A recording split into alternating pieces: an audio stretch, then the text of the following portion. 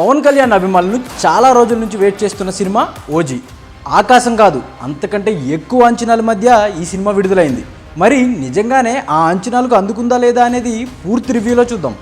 బాంబే వస్తున్నా, తలలు జాగ్రత్త.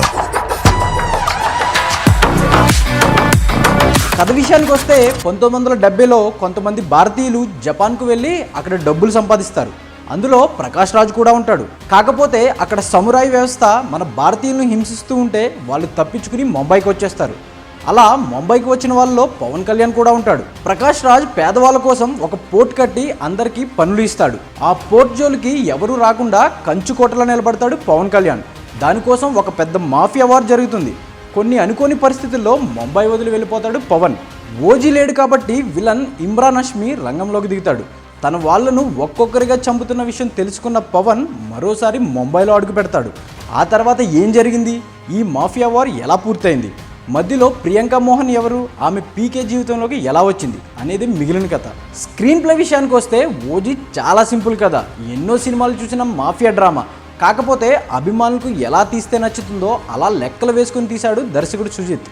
ఇంకా చెప్పాలంటే పవన్ కళ్యాణ్ ఇమేజ్ చుట్టూ ఈ కథ అల్లుకున్నాడు. ఎలివేషన్ అంటే ఇప్పటి వరకు మనకు కేజీఎఫ్ సినిమా గుర్తొస్తుంది, కానీ ఓజీ చూసిన తర్వాత మనకు కూడా కేజీఎఫ్ను మించిన సినిమా వచ్చింది అంటారు.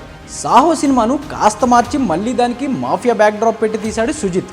కాకపోతే అందులో చేసిన తప్పులు ఇందులో చేయలేదు. స్క్రీన్ ప్లే విషయంలో చాలా జాగ్రత్తలు తీసుకున్నాడు సుజిత్.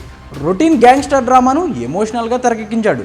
ఇలాంటి కథల్లో ఫ్యామిలీ ఎమోషన్స్ పెద్దగా పండవు, కానీ ఓజీలో అవి కూడా కుదిరాయి. క్రమం తప్పకుండా 10 నిమిషాలకు ఒకసారి హై ఇచ్చాడు. అది కూడా మామూలు హై కాదు.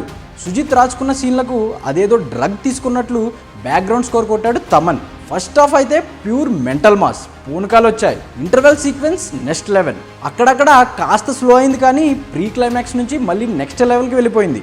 సుజిత్ రాజుకున్న ప్రతి సీన్లో పవన్ కళ్యాణ్ మీద ఆయనకున్న ప్రేమ కనిపించింది. తన అభిమాని హీరోని ఎలా చూపించాలనుకున్నాడో అంతకంటే 100 రెట్లు బాగా చూపించాడు. ఇన్నాళ్ళ కెరియర్లో పవర్ స్టార్ను ఇంత పవర్ఫుల్గా ఎవ్వరూ చూపించలేదు. నటీనటుల విషయానికి వస్తే ఓజస్ గంభీర పాత్రలో పవన్ కళ్యాణ్ అద్భుతంగా నటించాడు. ఇటు ఎమోషన్ అటు యాక్షన్ డ్రామాలో దుమ్ము దులిపేశాడు. ఇమ్రాన్ హష్మీ విలనిజం బాగుంది. ఓమి పాత్రకు బాగా సెట్ అయ్యాడు. ప్రకాష్ రాజ్ పాత్ర చాలా బాగా రాసుకున్నాడు దర్శకుడు. ప్రియాంక మోహన్ చిన్న పాత్రలో నటించినా కూడా బాగుంది. శ్రేయా రెడ్డి, హరీష్ ఉత్తమన్ ఇలా సినిమాలో నటించిన ప్రతి ఒక్కరూ తమ తమ పాత్రలకు న్యాయం చేశారు. టెక్నికల్ విషయానికి వస్తే తమన్ బ్యాక్గ్రౌండ్ స్కోర్ సినిమాకు బ్యాక్ బోన్. ఓజీ విడుదలైన తర్వాత మాట్లాడుకుందామని తమన్ ఎందుకు అన్నిసార్లు చెప్పాడో సినిమా చూస్తే అర్థమవుతుంది. మామూలు సన్నివేశం కూడా తన రికార్డింగ్తో నిలబెట్టేశాడు. ఎడిటింగ్ పర్లేదు, సినిమాటోగ్రఫీ చాలా బాగుంది. సుజిత్ దర్శకుడుగా తన స్టైల్ చూపించాడు. సెకండ్ హాఫ్ అక్కడక్కడ స్లో అయింది, కానీ ఎలివేషన్స్ మీద సినిమా నడిపించేశాడు. డివివి దానయ్య నిర్మాణ విలువలు చాలా బాగున్నాయి. ఓవరాల్గా ఓజీ ఫ్యాన్స్కి ఫీస్ట్, పండగ బొమ్మ.